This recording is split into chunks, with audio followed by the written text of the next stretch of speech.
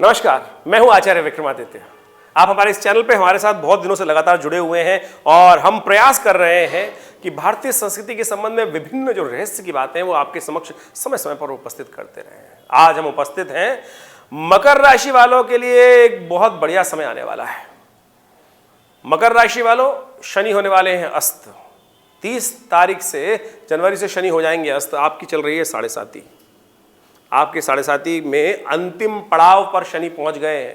पिछले 17 जनवरी को शनि महाराज ने परिवर्तन किया राशि को और राशि परिवर्तन करके वो चले गए कुंभ राशि पर।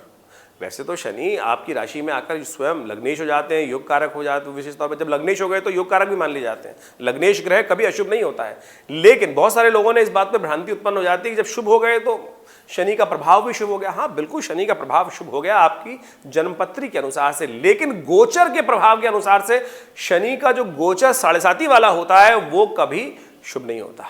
इस बात को हमको समझ लेना चाहिए।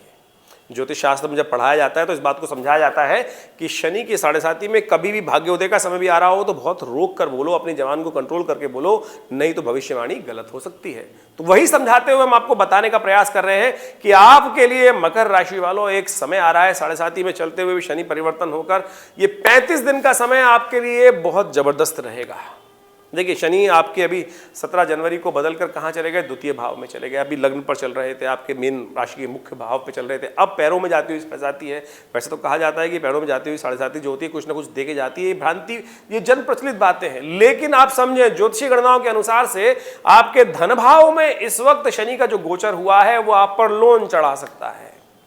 लोन चढ़ा सकता है, आपके कुटुंब में कटकट पटपट यानी कुछ ना कुछ परेशानी देने के योग दे सकता है। पेट संबंधित रोगों के लिए शनि का जो पदार्पण हुआ है जो कुंभ राशि में विशेष तौर पर, वो कष्ट देने के योग दे सकता है। तो इसलिए बहुत सावधानी के साथ खान पान इत्यादि जो भी है अपने आप को कंट्रोल करते हुए रहने का प्रयास कीजिएगा। बहुत ज़्यादा रिस्क लेने वाले काम मत कीजिए, यानी बहुत ज़्यादा जो उल चीज़ खाते हैं उससे कहीं ना कहीं कुछ संबंधित समस्या हो सकती है। पेट संबंधित, हड्डी संबंधित रोग परेशान कर सकते हैं, तो इसलिए सबको सावधान रहने की ज़रूरत है। ये तो ओवरऑल प्रभाव हुआ, लेकिन हम आज उपस्थित हुए हैं आपके समक्ष मकर राशि वालों को ये बताने के लिए कि शनि होने जा रहे हैं अस्त। देखिए, सूत्र समझ लीजिए। हम हर राशि वालों को ये सूत्र समझाने का प्रयास कर रहे हैं क्योंकि आपकी राशि के अनुसार से कौन से योग बन रहे हैं वो आपको समझना चाहिए। मकर राशि शनि की राशि है और शनि वालों के लिए द्वितीय चला गया है शनि जो है इस वक्त, और गोचर में शनि चलते चलते सूर्य के बिल्कुल पास आ गए। जब कोई भी ग्रह सूर्य के बहुत सन्निकट आ जाता है तो वो अस्त हो जाता है, सूर्य के प्रभाव में आ जाता है। तो आप ऐसा समझें कि बहुत बड़ी पर्सनालिटी है और एक छोटा कलाकार, एक बड़ा कलाकार है। तो एक व्यक्ति जो है उसका प्रभाव बहुत बड़ा है।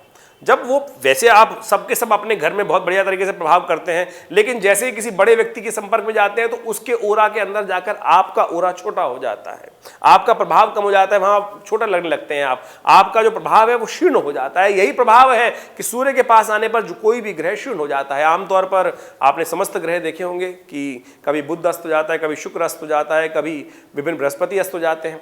तो अभी जो चल रहे हैं सूर्य जो है वो मकर राशि पर चल रहे हैं। 14 तारीख को संक्रमण करते हुए आगे जब बढ़े तो मकर राशि में पदार्पण हुआ उनका, और मकर राशि से आगे बढ़ेंगे तो जिस स्पीड से चलते हैं, सूर्य की गति एक ही रहती है। सूर्य की अपनी गति में कोई परिवर्तन नहीं करते, एक ही गति से वो चलते हैं। रोज एक अंश आगे चलते हैं, ना कभी पीछे हटते हैं, ना कभी रुकते हैं। बाकी ग्रहों का जो प्रभाव है वो अलग अलग प्रकार का गणनाओं के अनुसार से देखा जाता है, लेकिन सूर्य पर क्योंकि आधारित ज्योतिष विज्ञान है और उसके अनुसार से सूर्य की प्रतिबिंब को देखते हुए, समस्त घटनाओं को देखते हुए सब चीज़ लिखी जाती है। लेकिन सूर्य भी कभी कभी प्रभावित हो जाते हैं। किससे हो जाते हैं? नैसर्गिक दृष्टिकोण से राहु ग्रह बहुत ताकतवर होता है, वही सूर्य को ग्रसित करता है। तो इसलिए, लेकिन बाकी ग्रह जो है वो सूर्य से के प्रभाव में आते हैं। तो शनि इस बार सूर्य के प्रभाव में आ गए। वर्ष में एक बार ऐसा योग बनता है।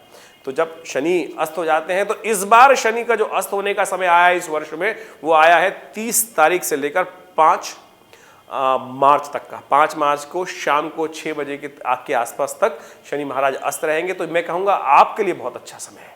तो आप कुछ रिस्क लेना चाहते हैं, कुछ काम करना चाहते हैं, तो ऐसे समय में बहुत बढ़िया से करने का प्रयास कीजिए। ये समय आपके लिए ऐसा दिखाई देगा कि शनि के 7.5 का प्रभाव खत्म ही हो गया।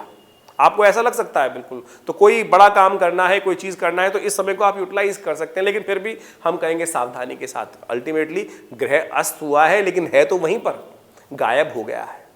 तो समझ लीजिए दिखाई देना बंद हो गया, लेकिन वो है वहीं पर, तो इसलिए दिखाई नहीं दे रहा है, तो उसका प्रभाव जितना आप यूटिलाइज कर सकते हैं उसको करने का प्रयास कीजिए। कोई बहुत इंपॉर्टेंट काम करना है, कुछ कार्य नया शुरू करना है या कोई चीज़ देखनी है, तो इस समय में आप यूटिलाइज करके उसका लाभ ले सकते हैं। फिर उपाय भी जो कर लीजिए, कुछ उपाय कर लीजिए, क्योंकि ऐसे में जब ग्रह अपने प्रभाव से शून्य है तो उसका विरोध भी उत्पन्न नहीं हो सकता है। समझ लीजिए, सिद्धांतिक तौर पे हम आपको ज्योतिष की गणनाओं का सिद्धांत समझाने का प्रयास कर रहे हैं कि मकर राशि वालों के लिए क्या रहेगा कि सबसे श्रेष्ठ समय उपाय भी कर सकते हैं। तो हम चाहेंगे कि उपाय के तौर पर आप सबसे बढ़िया एक काम करें, शनि स्तोत्र का पाठ नित्य प्रति करें। शनि स्तोत्र, नमः कृष्णाय नीलाय शितिकंठ निभाय च, नमः कालाग्नि रूपाय कृतांताय च वै नमः, नमो निर्मांस देहाय दीर्घशंशु जटाय च, नमो विशाल नेत्राय शुष्कोधर भयाकृते। ये किसने किया है स्तोत्र का पाठ? ये किया है दशरथ जी के, दशरथ कृत शनि स्तोत्र है।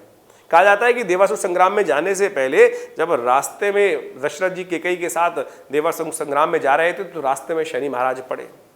अब शनि का दर्शन सामने हो गया तो उससे बच भी नहीं सकते, तो दशरथ जी ने कहा इनको नमन कर ही लेते हैं। तो दशरथ जी ने नमन करते हुए ये स्तोत्र का पाठ किया। तो शनि महाराज ने स्वयं दशरथ जी को आशीर्वाद दिया कि हे दशरथ महाराज, आपने मेरा इस स्तोत्र से पाठ किया है, जो व्यक्ति भी इस स्तोत्र से पाठ करेगा उसको जीवन में कभी कष्ट नहीं दूंगा। तो हमने ऐसे व्यक्ति देखे कि जिनमें बड़ा भयावह समय था, शनि की दशा, महादशा, कई प्रकार के गोचर इत्यादि में अशुभ प्रभाव चल रहे थे, लेकिन उन्होंने नित्य प्रति इस स्तोत्र का एक बार पाठ, जी हाँ, कोई बहुत बड़ा टाइम नहीं लगेगा, करीब करीब 3 मिनट में 4 मिनट में पाठ हो जाता है। मैं आपको कभी करके, मैंने 4 लाइनें सुनाई, उतने धीरे धीरे करके भी कहूँगा, तब भी 5 मिनट में पाठ कर लेंगे। तो बिल्कुल कुछ और आवश्यकता नहीं, शनि स्तोत्र का नित्य प्रति एक बार पाठ कर लीजिए, काम पे लग जाइए। खाली बैठने का समय नहीं है, इसलिए ज़्यादा विचार मत कीजिए। जो सोवत है सो खोवत है, जो जागत है सो पावत है। तो हमने आपको समझाने का प्रयास किया। तो मकर राशि वालों इस उपाय को करें और काम पे लग जाए, अपने समय को यूटिलाइज कीजिए, बहुत बढ़िया। तभी समय से आपके लिए 7.5 का प्रभाव शून्य होकर कुछ ना कुछ बड़ा रास्ता प्राप्त होने वाला। उसके बाद बृहस्पति अस्त हो जाएंगे आपके, क्योंकि शनि जब सूर्य आगे चलेंगे कुंभ से जाकर जब वो मीन की तरफ जाएंगे तो मार्च में बृहस्पति भी अस्त होने वाले हैं और वो समय आपके लिए बड़ा भयावह होगा। उसके लिए समय आने पर हम आपके लिए वो वीडियो भी उपस्थित करेंगे। लेकिन अभी जो समय है, अभी तो आपको समय का लाभ उठाने का प्रयास करें। लेकिन कई लोग ऐसे होते हैं जो बाद में पछताते हैं, फिर पछताने से क्या फ़ायदा, जब चिड़िया चुग गई खेत। तो इस समय का आप उपयोग करने का प्रयास कीजिए। देखिए, ये चैनल आपका अपना चैनल है और हम आपके साथ लगातार बने रहते हैं। इसीलिए हम आपको कहते हैं कि आपके समय को हम पहचानते हुए आपकी राशि के अनुसार से कई प्रकार से हम आपको बताने का प्रयास करते हैं। समय से उस चीज़ को पहचान कर बुद्धिमान वही है कि जो समय का लाभ उठा लीजिए। आपने देखा होगा कई बार आप चूक चुके हैं, आपके जमीन आसपास रेट भाव बढ़ रहे थे, ज़मीन के भाव बढ़ रहे थे, आप सोचते रहे विचार करूंगा, अच्छा ले लेंगे, कर लेंगे, कर देंगे कुछ भी। लेकिन जब समय निकल गया, जब भाव आसमान पे पहुंच गया, फिर बोले हमने तो सोचा था तो सोचने से तो पेट नहीं भर रहा ना भैया। तो इसलिए समय का उपयोग कर लीजिए। हमने आपको समझाने का प्रयास किया, ये समय है रिस्क लेने का, काम करने का।